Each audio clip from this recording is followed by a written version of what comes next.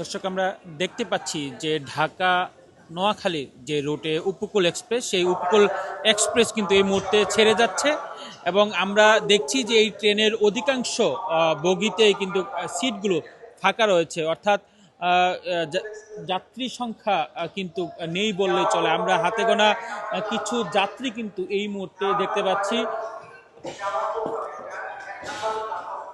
আমরা প্রায় প্রতিটি বগিতেই অধিকাংশ আসন কিন্তু ফাঁকা রয়েছে।